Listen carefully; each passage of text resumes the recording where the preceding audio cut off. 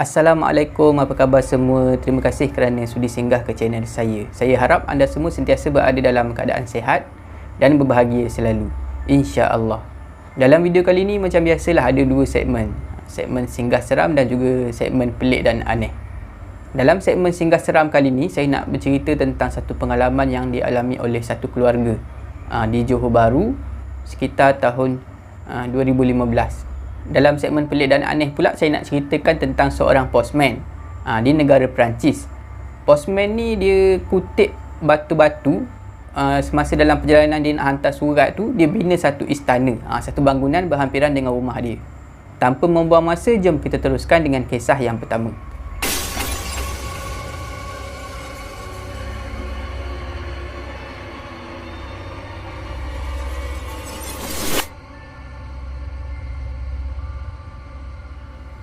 Selamat datang ke segmen singgah seram.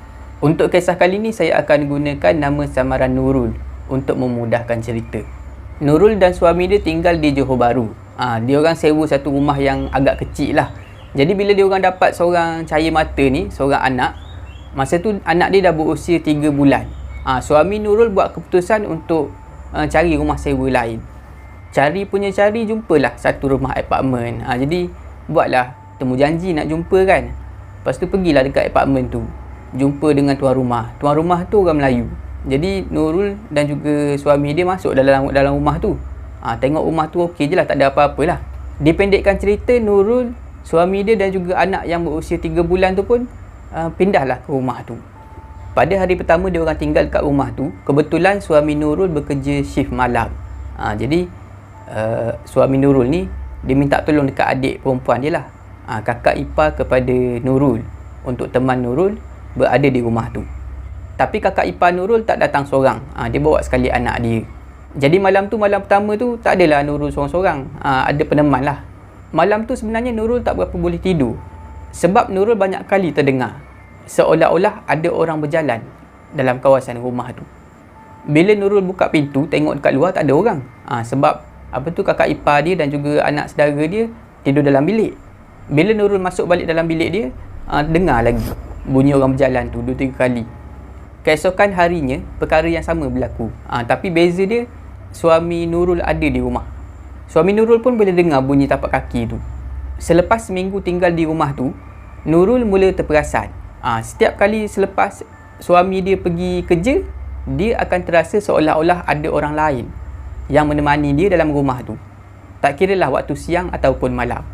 Ada aja perasaan tu. Masa dia di dapur sedang memasak, dia rasa macam ada orang berdiri kat belakang dia.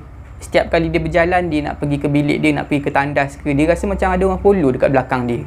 Masuk minggu kedua dia orang tinggal dekat rumah tu, anak Nurul yang berusia 3 bulan ni mula menunjukkan kelakuan yang pelik. Nurul perasan anak dia ni kadang-kadang akan seperti terkejut, seolah-olah nampak benda melintas. Nurul dia duduk dengan anak dia dalam bilik. Masa anak dia sedang baring atas tilam tu, kadang-kadang anak dia akan terkejut. Terkejut dan toleh pandang ke tepi, seolah-olah ada benda yang lalu dekat dia. Kadang-kadang di ruang tamu sama juga. Nurul duduk, dia letakkan anak dia di ruang tamu. Memang dah banyak kali berlaku. Anak dia dalam keadaan yang tenang, tiba-tiba toleh ke tepi, seolah-olah ternampak sesuatu. Setiap kali jadi macam tu, Nurul akan membaca doa-doa dan juga surah yang dia tahu.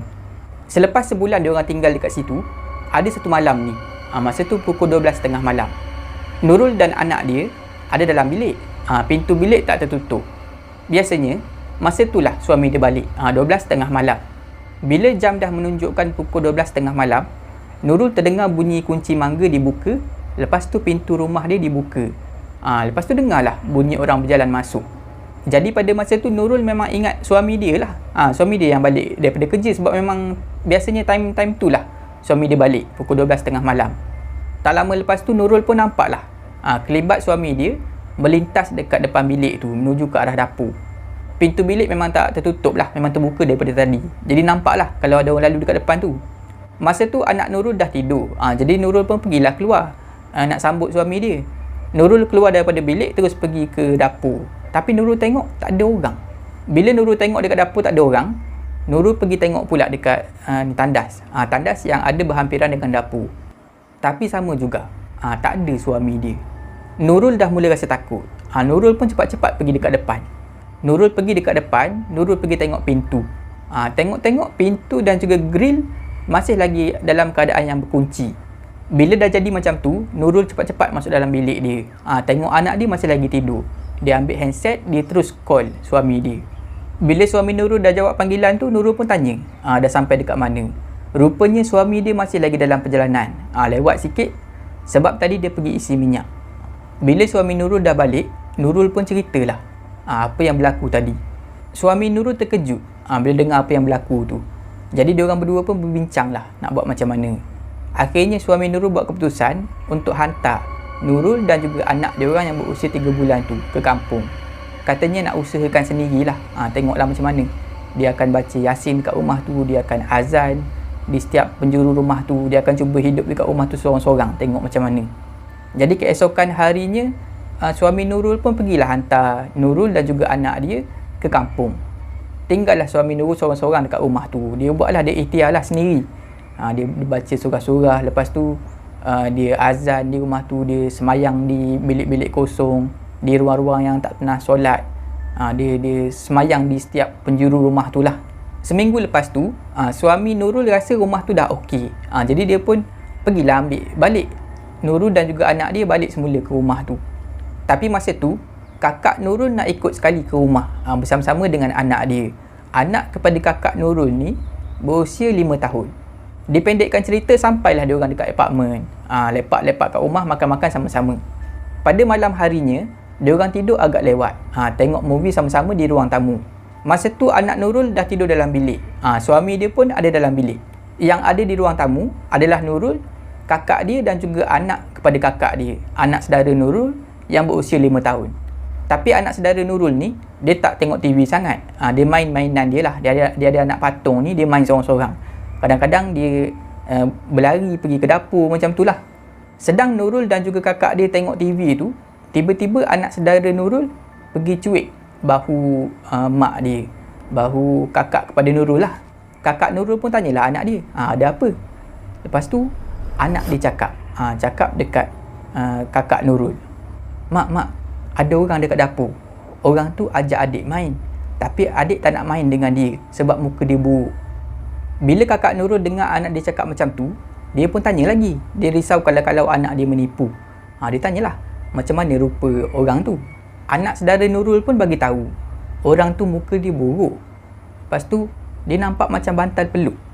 Bila Nurul dengar anak saudara dia cakap macam tu, dia percaya. Lepas tu dia tanya, sekarang ni orang tu ada dekat mana? Anak saudara Nurul pun tunjuk. Tu dekat dapur. Dia melompat lah. Dia melompat masuk dalam bilik. Anak saudara Nurul tadi tunjuk dekat dapur, sekarang ni dia alih tunjuk dekat satu bilik yang kosong. Bila anak saudara dia dah cakap macam tu, Nurul pun bangun pergi ke bilik dia dan panggil suami dia. Suami dia memang tak tidur lagi pada masa tu. Nurul pun ceritakan apa yang berlaku. Bila suami Nurul dengar Nurul cakap macam tu, suami Nurul pun pergi tanya anak saudara dia, dekat mana nampak orang tu masuk tadi, bilik mana. Anak saudara dia pun tunjuklah dekat mana bilik tu, bilik kosong yang mana satu. Suami Nurul pun pergi dekat bilik tempat anak saudara dia tunjuk tadi tu. Dia masuk dalam bilik tu, dia pun azan. Lepas tu dia tutup pintu bilik tu. Bila dah selesai azan, dah tutup bilik tu semua, suami Nurul pun suruhlah Nurul tidur dalam bilik bersama-sama dengan kakak dia, bersama-sama dengan anak saudara dia tidur dalam bilik tu. Suami Nurul tidur dekat luar. Alhamdulillah, malam tu dia orang boleh tidur, tak ada sebarang gangguan. Keesokan paginya, masa suami Nurul nak bangun sembahyang subuh, suami Nurul pergi cek dekat bilik tu. Dia buka bilik tu. Bila dia buka bilik kosong tu, dia terkejut. Bilik tu bersepah. Langsir tercabut. Lepas tu, barang-barang dekat dalam bilik tu semuanya tunggang langgang. Seolah-olah ada seseorang dah mengamuk dalam bilik tu.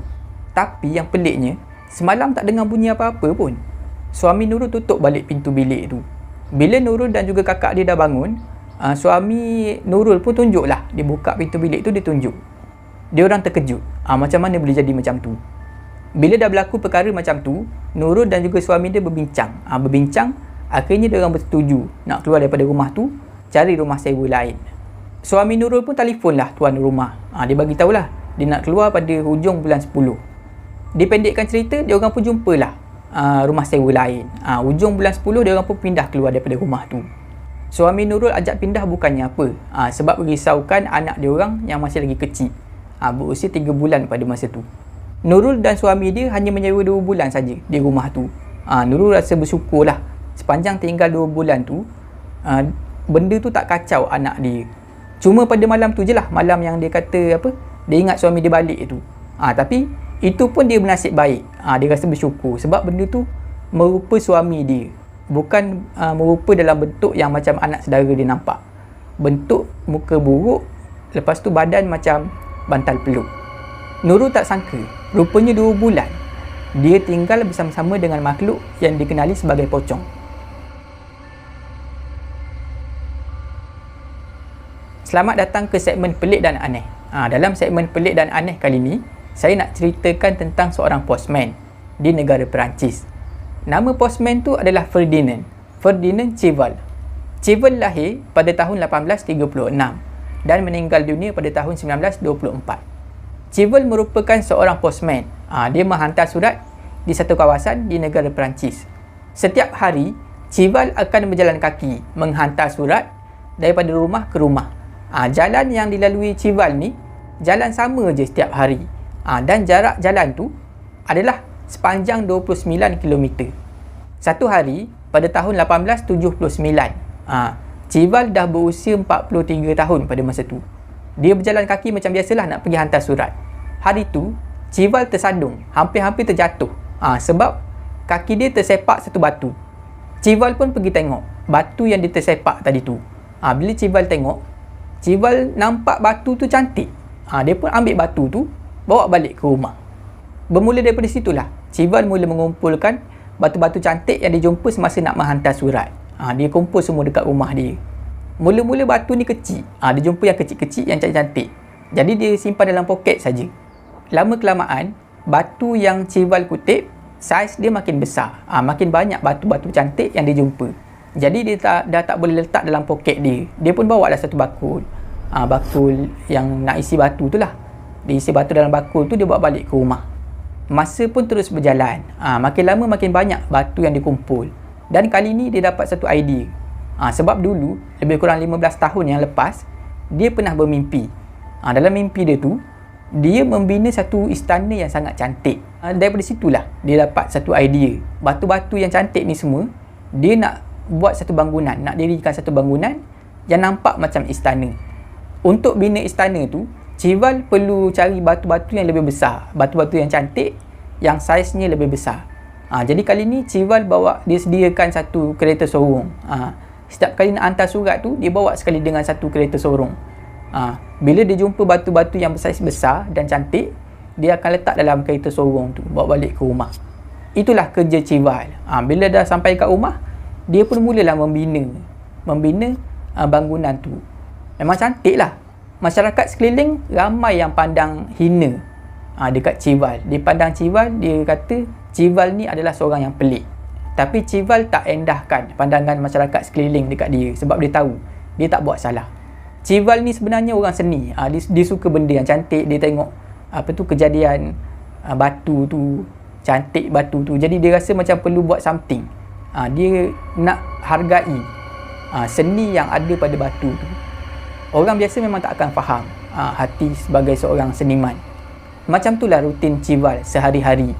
Dia pergi hantar surat, dia cari batu yang cantik, bawa balik ke rumah. Waktu malam dia akan membina bangunan tu. Chival mengambil masa 33 tahun untuk siapkan istana tu. Chival mengambil masa 20 tahun untuk siapkan bahagian tembok di luar, dan selebihnya untuk siapkan di bahagian dalam. Semua benda ni Chival buat seorang diri tanpa bantuan sesiapa pun. Chival membangunkan binaan ni menggunakan bahan-bahan tertentu. Chival ikat batu-batu cantik ni semua menggunakan campuran kapur, martil dan juga simen. Semua benda ni Chival buat seorang diri. Dia campur bahan-bahan ni semua, dia susun batu, dia ikat. Pada waktu malam bertemankan lampu minyak tanah. Chival namakan binaan ni sebagai Ideal Palace ataupun Istana Ideal. Reka bentuk istana ni pula datangnya daripada inspirasi beberapa agama, seni bina agama-agama yang berlainan, daripada Kristian sampailah Hindu. Hasil seni cival ni dalam bentuk bangunan ni diiktiraf oleh beberapa orang tokoh seni. Antaranya yang paling terkenal adalah Pablo Picasso. Picasso ni adalah seorang pelukis yang sangat terkenal. Dia sendiri mengiktiraf, memang istana yang dibina oleh Cival ni sangat cantik. Cival meninggal dunia pada tahun 1924. Pada tahun 1969, Menteri Kebudayaan Perancis mengiktiraf istana ideal binaan Cival tu diangkat sebagai salah satu trademark kebudayaan di negara Perancis. Dan secara automatik, Ideal Palace yang dibina oleh Cival tu dilindungi oleh kerajaan. Setakat itu saja video saya pada kali ini. Saya harap anda semua terhibur. Jika anda suka dengan video ni, jangan lupa like, share dan komen video ni. Jangan lupa subscribe dan tekan butang loceng untuk dapatkan notifikasi video saya yang seterusnya. Bagi anda yang nak berkongsi kisah seram, boleh hantar ke alamat email yang tertera dekat bawah. Janganlah takut kepada makhluk, tetapi takutlah kepada pencipta segala makhluk. Semoga kita bertemu lagi di video saya yang seterusnya. InsyaAllah. Assalamualaikum.